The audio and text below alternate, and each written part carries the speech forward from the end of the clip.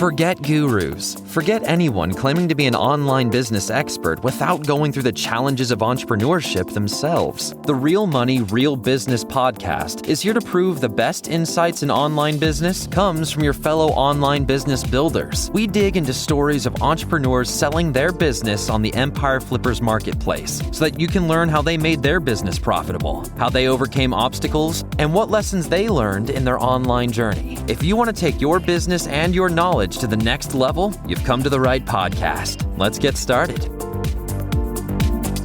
Hey everyone, welcome to another episode of the Real Money, Real Business podcast. We record these interviews so that potential buyers can learn more about the business and the seller to help them make an informed buying decision.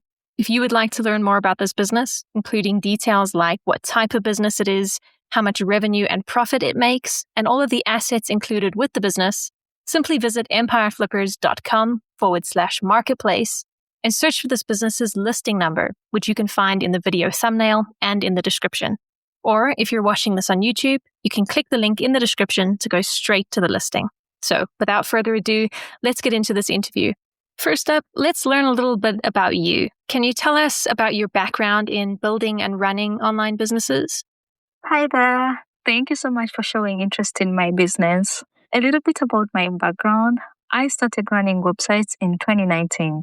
I've always loved writing and traveling, so when I took my first international trip, I wanted to share my entire experience. And that's how I decided to start my very first travel website. At the beginning, it was more like just a personal journal, but as more people started asking for real practical advice, I decided to take it more seriously.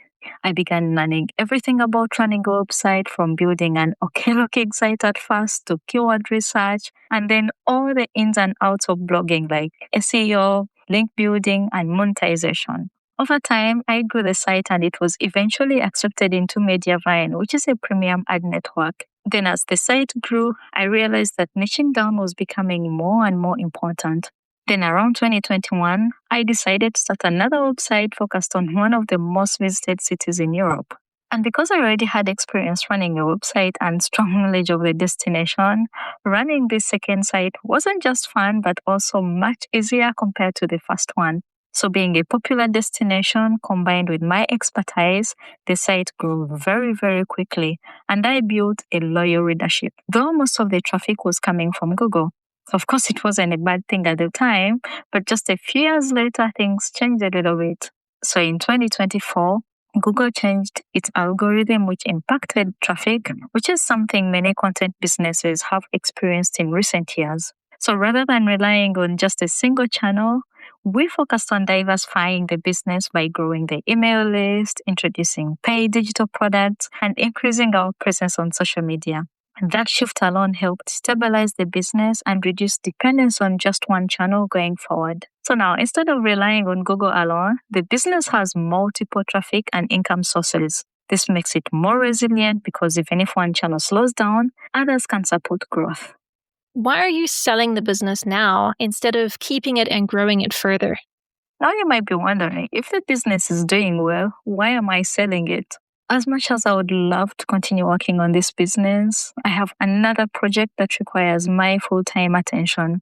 So with all the time, the money, and effort that's gone into building this business, I wanted to make sure that it goes to someone who can take it over and grow it further and continue helping travelers plan their trips. So if that's you, reach out to me with any questions you might have and I'll be able to answer them. Can you describe the amount and the type of work that you do on this business to maintain it? Most of the time is spent on content and light maintenance. That includes writing new blog articles and updating existing ones to keep the content accurate and up to date. I also handle keyword research to identify new content opportunities, prepare and schedule social media content, and send out a weekly newsletter to engage subscribers and promote blog content and digital products. On the operational side, the work involves basic site maintenance, such as checking plugins, reviewing analytics and revenue performances, and adjusting content priorities based on what's working. We also work with freelancers for social media content, so part of the role is overseeing and coordinating their work. In total, the business takes about 20 hours per week to run. So if you were to keep this business, what are some of the ways you would try to grow it? If I were to keep the business, I would definitely double down on brand partnerships. We've already worked with a few brands, but there's still a lot of potential there. I would also introduce new digital products to expand the current offerings and help even more people plan their trips. We've also received several requests from people asking for custom trip planning, so that's another area I would definitely explore. There's also an untapped potential in monetizing the Facebook page. It's already been approved for the bonus program, so with proper content strategy, it could become another solid revenue stream. I would also continue scaling Instagram and TikTok. I also want to mention that the two secondary websites have been mostly passive for the past several months. And because the content is evergreen, they've continued generating passive income without actively working on them. Right. And what would you say are the biggest risks with this business that buyers should be aware of? Of course, there's no business that doesn't come with risks, but the biggest risk for this business are changes in the algorithm, both on Google and social media platforms. That said, the business is now well diversified, so changes on one platform are unlikely to impact the entire business. And with multiple options available, we've made a conscious effort not to rely on just a single channel. How much support are you willing to offer the buyer who acquires this business?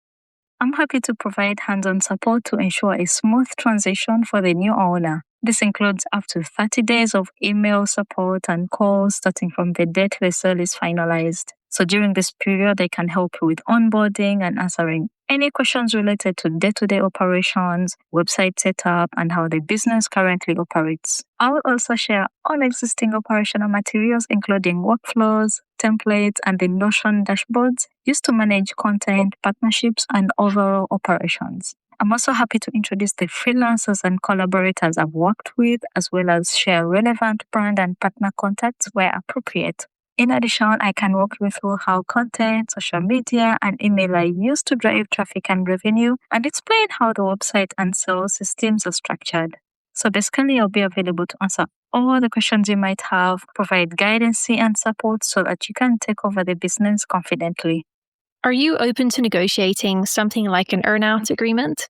No, unfortunately, I'm not open to an earn-out payment structure. Okay, final question. If you had to put yourself in the shoes of a buyer, why is your business a business worth buying?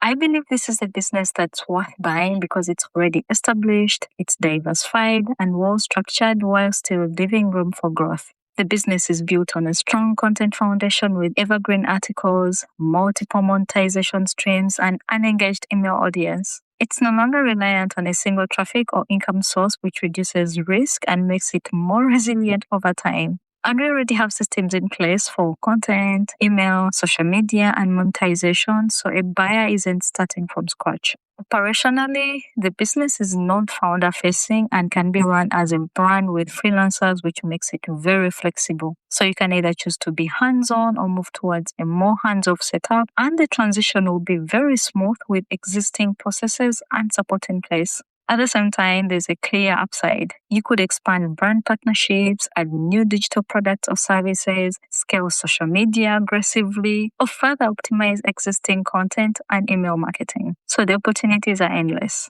All right, everyone. Thanks for listening. To learn more and see if this business is still for sale, head over to empireflippers.com/marketplace and search for this business listing number, which you can find in the video thumbnail and description.